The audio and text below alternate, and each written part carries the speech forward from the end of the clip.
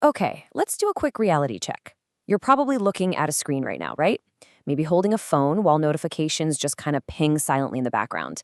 I mean, we communicate constantly through our devices, but are we actually doing it intelligently?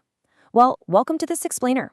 Today, we're going to unpack exactly what it means to be a smart, safe, and effective communicator in our modern, hyper-connected reality. To really get to the bottom of this, we're drawing directly from a super comprehensive academic analysis. This was put together by researchers Noor Amni Bahira binti Adwahid, Muhammad Arfian bin Abdul Halim, Ahmed Faris Hamzi bin Suhimi, and Mohad Khalid Zulfikar bin Lubain. And all of this rigorous work was conducted under the guidance of Dr. Mohad Sharial Nizam bin Sharam at the University Malaya Faculty of Education. It's fantastic research, and it's going to firmly ground our entire analysis today. Okay, let's dive into this. To really understand our digital lives, we need a map, right? Enter the Digital Intelligence, or DQ, framework. Now, this isn't just some casual theory someone thought up. It's a global standard. It was developed by the DQ Institute, teaming up with major players like the World Economic Forum and the OECD. The whole goal here is to promote digital literacy, ethical behavior, and those absolutely essential online competencies we literally all need right now. And right at the foundation of this framework, digital communication. To make sense of it all, we're breaking this down into 5 key areas. 1. Public and mass communication. 2. Mastering online collaboration. 3. Managing your digital footprints. 4. The future of chat. And finally, number 5, staying human online. Starting with part 1, public and mass communication. The traditional media landscape is shifting right under our feet. So traditionally, mass communication was all about broadcasting, sending information out to a massive, diverse audience through print or TV just to educate or entertain. Public communication, on the other hand, was way more targeted. It was strategic public relations, managing the flow of info between a business and its specific stakeholders. But honestly, modern technology has completely blurred those lines. Today, mass media relies heavily on PR tactics to boost engagement, while PR specialists use massive digital channels to completely alter narratives and drive global two-way conversations. The old boundaries are basically gone. And that brings us to the massive disruptor driving all this change: artificial intelligence. AI is a total double-edged sword in media. On one hand, it increases operational efficiency in newsrooms and PR firms like crazy. But the risks? They're equally huge. Algorithmic decision-making often acts as a black box, meaning we don't fully understand how the AI is actually making its choices, which totally compromises transparency. And this introduces huge complexities: algorithmic bias, data privacy vulnerabilities, and what experts call AI hallucinations. That's when AI basically just makes things up, actively spreading misinformation. Plus, it's a very real threat to journalistic job security. It's this constant, high-stakes balancing act between speed and public trust. Moving to Section 2, Mastering Online Collaboration. Let's look at how we actually work and learn together in this digital space. So collaboration today happens in 2 main ways: synchronous and asynchronous. Synchronous is your real-time interaction, basically what you do on a live Zoom or Microsoft Teams call. Asynchronous is delayed. That's when you're collaborating on a shared Google Workspace doc or dropping files into a cloud drive whenever you have the time. And these tools have absolutely revolutionized education in the workplace. They offer incredible flexibility and, honestly, global inclusivity. I mean, people from entirely different cultural and geographical backgrounds can just seamlessly work together now. No physical barriers at all. And this brilliantly illustrates the flip side, though, the dark side of online collaboration. Because let's be real, it isn't always perfectly seamless teamwork. When you strip away nonverbal cues, communication barriers and misunderstandings just skyrocket. We're constantly dealing with technical disruptions and very real cybersecurity risks. And in group settings, participation can become wildly unequal. But perhaps the most relatable point for all of us is digital fatigue. You know that highly specific techno-stress you feel after staring at a grid of faces for 3 hours? Yeah, that. It just highlights how absolutely critical proper digital etiquette is if we actually want to stay productive.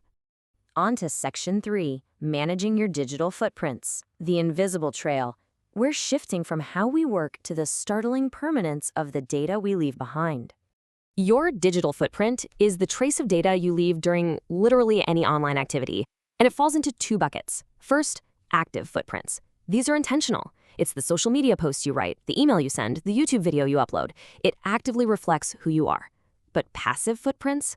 Now, that is the unintentional data collected without you really even knowing. It's your browser history. Actually, it's everything. The cookies tracking your movements, your IP address. Websites are constantly collecting this passive data behind the scenes for advertising and analytics. It's that spooky, hyper-targeted tracking that seems to just follow you everywhere you go on the web. So I want to pause here and challenge you for a second. Think about the last thing you deleted online. Do you truly think hitting that delete button removed it forever? It's a super common myth, but the answer is a hard no. As UNICEF pointed out in 2023, screenshots, internet archives, and stored data easily outlive the delete button. Your digital footprint is remarkably permanent, and this is exactly why managing it is so critical, according to the DQ Institute. What you do online today, what you post, what gets tracked, can directly influence your professional reputation, your privacy, and your credibility for years to come. The fake delete is just a reality we all have to navigate. So what do we actually do to protect ourselves? Well, here are some snappy, actionable cybersecurity strategies recommended by Cybersecurity Malaysia. First, simply think before you post. Is this content safe? Is it appropriate? Second, absolutely use two-factor authentication, or 2FA, on your accounts. Third, implement strong, unique passwords. Seriously, please don't use the same password for everything. And finally, change those passwords regularly. These are really simple steps, but they build a massive wall between your personal data and identity theft. Section 4. The future of chat. Let's look at the mechanics of our modern communication. The technological leap in how we message each other is just staggering. Think about it. We started in the 1990s with traditional SMS text, super basic, character limited. Fast forward to the present, and we have rich communication services, or RCS, turning basic text into highly interactive, media-rich chats natively right on your phone. But looking to the future, wow. We are entering the era of conversational AI, with crazy advanced natural language processing powering human-like virtual assistants. That alongside immersive augmented reality chats. The sheer speed of this evolution means we can switch effortlessly between devices and just stay constantly connected. So, the crucial point is this. While this hyperconnectivity is incredible, it brings some very real societal threats. As researchers point out, the phenomenon of phubbing, which is ignoring the physical company around you for an online feed, seriously weakens face-to-face bonds. Phubbing is phone snubbing. Our devices are just so engaging and our feeds are so personalized that the technology is quite literally outpacing our social evolution. We have to be actively aware of this. Otherwise, we risk losing our capacity for authentic human connection while a screen endlessly competes for our attention. Which brings us to Section 5, our conclusion, staying human online. We've covered the wild efficiencies of AI, the power of global collaboration, the absolute permanence of our footprints, and the fast-approaching future of AR chat. But true digital intelligence, the absolute core of the DQ framework, requires one final vital skill: scheduling offline downtime. To truly harness the immense benefits of this interconnected digital world without just completely burning out, you have to actively design your digital life. You have to purposefully step away from the screen to combat that digital fatigue. So I'm going to leave you with this. When was the last time you intentionally disconnected to protect and prioritize your real-world connections? Look up, take a breath, and take control of your digital reality. Thanks so much for joining me on this explainer.